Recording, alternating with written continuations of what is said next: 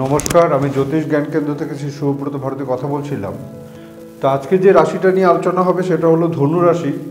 তো ধনু রাশির যে বেসিক যে ফান্ডা বা ক্রাইটেরিয়া সেটা হলো অগ্নিতত্ত্বের রাশি। অর্থাৎ অগ্নিতত্ত্বের রাশি মানে হচ্ছে এদের ব্রেন খুব ফাস্ট কাজ করে, ঠিক আছে? সেই জন্য এটা অগ্নিতত্ত্বের রাশি, ঠিক আছে?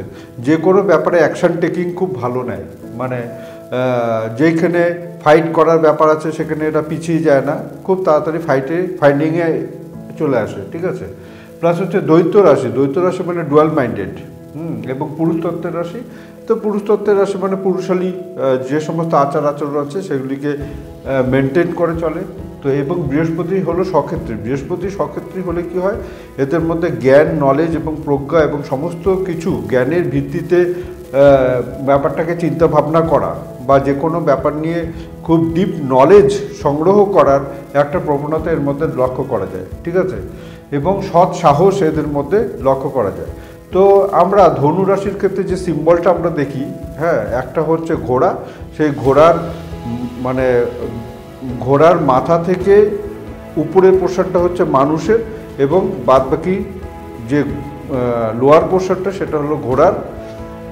অর্থাৎ এক্ষেত্রে যেটা বোঝা যায় সেটা হলো যে ধনুরাশির ক্ষেত্রে ব্রেনটা হলো হিউম্যান বিং, মানে মানুষের মতো তাদের ব্রেন হয়, কিন্তু শক্তিটা হচ্ছে ঘোড়ার মতো, পশুর মতো। অর্থাৎ এরা যে কোনো ব্যাপারে ফাস্ট, মানে প্রচুর কায়িক পরিশ্রম করতে পারে এবং তার সাথে সাথে ব্রেনটাও এদের খুব ফাস্ট কাজ করে। এবং মানে ব্রেন ফাস্ট কাজ করে মানে কি, যে কোনো ব্যাপারে প্ল্যানিং, সিদ্ধান্ত নেওয়া এবং তার সাথে সাথে যে কোনো কাজ করতে গেলে এরা খুব ডিসিপ্লিন ওয়েতে কাজ করে এবং খুব ভালো ম্যানেজমেন্ট পাওয়ার এদের মধ্যে লক্ষ্য করা যায়। এই সমস্ত ব্যাপারগুলি কিন্তু ধনুরাশির মধ্যে লক্ষ্য করা যায়। সেই জন্য এখানে বলা হয়েছে জ্ঞানী হবে, উদার হবে এবং প্রপার থিঙ্কিং, প্রপার জাস্টিফিকেশান। হ্যাঁ, কোনো ঘটনা প্রসঙ্গে যদি প্রপার জাস্টিফিকেশনের ব্যাপার থাকে তাহলে, অর্থাৎ বিচার বুদ্ধি, মানে যেটাকে বলা হয় বিচার বুদ্ধি করার যে ক্ষমতা, সেটা ধনুরাশির মধ্যে যথেষ্ট পরিমাণ ভালো দেখা যায়। মানে হঠাৎ করে কোনো ডিসিশন নিয়ে কোনো রং ডিসিশন মানে নেওয়া, এই ধরনের কিন্তু ধনুরাশির হয় না। যে কোনো ব্যাপার নিয়ে খুব ডিপ নলেজ সংগ্রহ করে নিয়ে তারপরে তার ডিসিশন নেওয়াটা, এটা হচ্ছে ধনুরাশির ক্যারেক্টার, ঠিক আছে? তো উইদাউট এনি নলেজ এরা কোনো কাজ করে না। তো এই জন্যই বলা হয়েছে, তো ফাইট করার মেন্টালিটি থাকে, কারণ এরা হচ্ছে, ধনুরাশি হচ্ছে যোদ্ধার একটা সিম্বল, ঠিক আছে?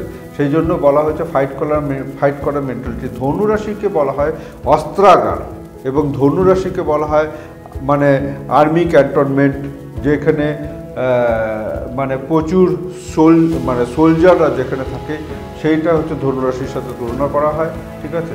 এবং এরা যেহেতু বৃহস্পতি রাশি, তাই এরা খুব স্পিরিচুয়াল হয়, ঠিক আছে? এবং ট্রান্সফরমেশনে সাহায্য করে। মানে বৃহস্পতি হচ্ছে একজন গুরু, ঠিক আছে?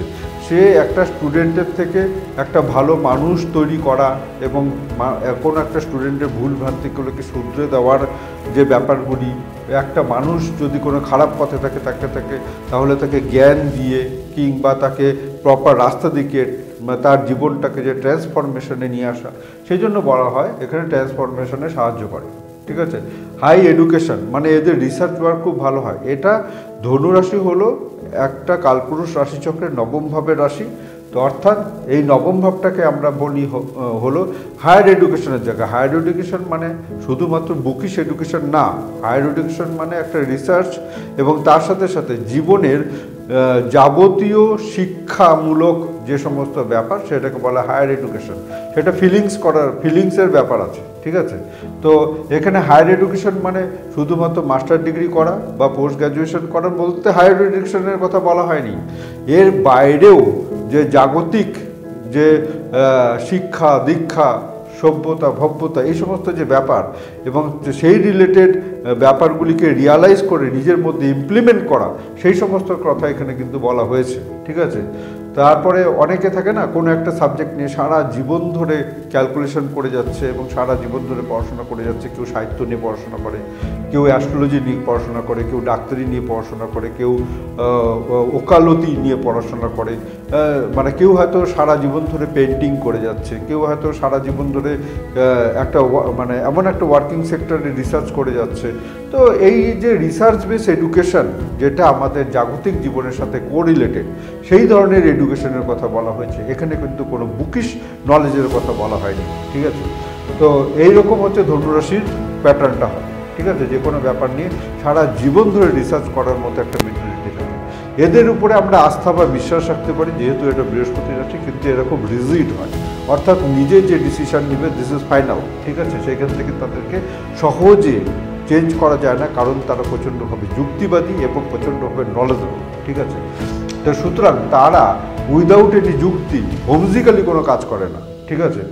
অর্থাৎ এখানে বলা হয়েছে গুড অ্যাডভাইজার তারাই হয় যার মধ্যে প্রচুর নলেজ থাকে, যারা সেই বিষয় সম্পর্কে খুব ভালো করে তত্ত্ব রাখে, তারাই হচ্ছে গুড অ্যাডভাইজার হয় এবং পথপ্রদর্শক হয়। তারপরে হলো এরা খুব মানে অ্যানালিটিক্যাল হয়। অ্যানালিটিক্যাল মানে হচ্ছে যে কোনো ব্যাপার নিয়ে পুরো নেড়ে ঘেটে ক্যালকুলেশন করে নিয়ে ঠিকঠাক একটা সঠিক ডিসিশন নেবো, সেটা হচ্ছে অ্যানালিটিক্যাল।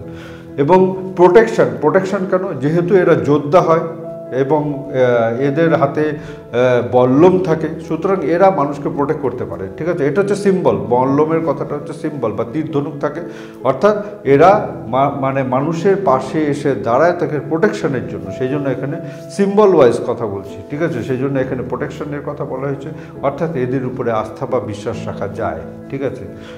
এবং এদের বুদ্ধিমত্তা খুব ভালো হয়, শারীরিক শক্তি খুব ভালো, দুটোই ভালো, 100% মানে হিট দেওয়ার গোল। তার মানে কি, এরা মানে একটা এখানে ধনুরাশির যে সিম্বল দেওয়া হয়েছে সেটা হচ্ছে যে মানুষ মানে পশুর নিচের পোর্শন এবং উপরের পোর্শন মানুষ, এবং তার হাতে তীর ধনুক, অর্থাৎ সে যে টার্গেটটা করবে, অর্থাৎ তীর ধনুক দিয়ে সে যে টার্গেটটা করবে সেই টার্গেটে সে পৌঁছাবেই।